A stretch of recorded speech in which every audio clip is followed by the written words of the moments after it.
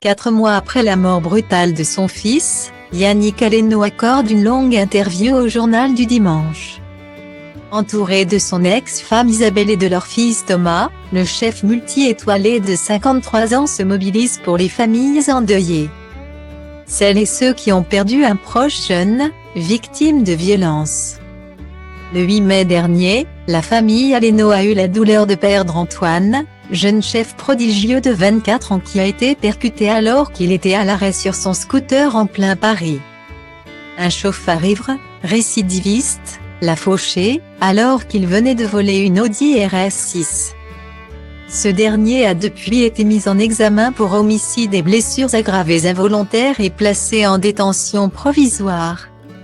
Choqué par ce qu'il a vécu, une nuit horrible à l'hôpital, déshumanisé, qu'il raconte en détail aujourd'hui au JDD.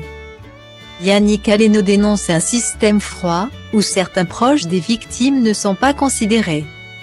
Lorsqu'Antoine est brutalement décédé cette nuit du 8 mai, alors qu'il rentrait de son restaurant Burger père et fils situé dans le 7e arrondissement de Paris. Il allait très probablement retrouver celle qui partageait sa vie depuis plusieurs années. Une jeune femme prénommée Anja, malgré le sérieux et la longévité de leur relation. Cette dernière n'est pas considérée comme faisant partie de la famille d'Antoine Aleno. Une aberration pour Yannick Aleno.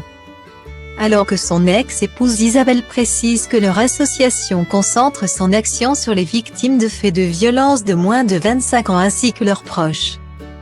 Yannick Aleno rebondit sur ses propos pour évoquer Anja. Des proches qui n'ont parfois aucun statut légal. Antoine était amoureux depuis 6 ans d'une jeune femme, ils formaient un vrai couple.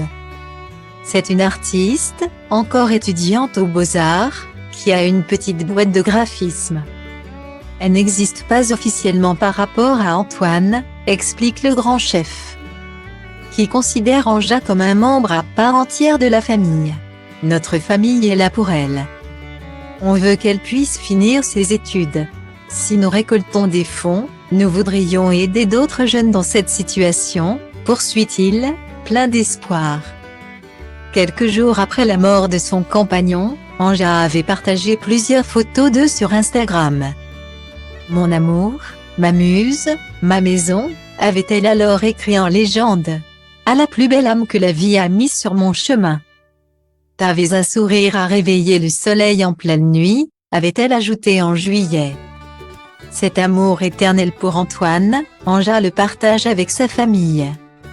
L'interview de Yannick Aleno, son ex-femme Isabelle et de leur fils Thomas est à retrouver en intégralité dans le numéro du 18 septembre 2022 du Journal du Dimanche.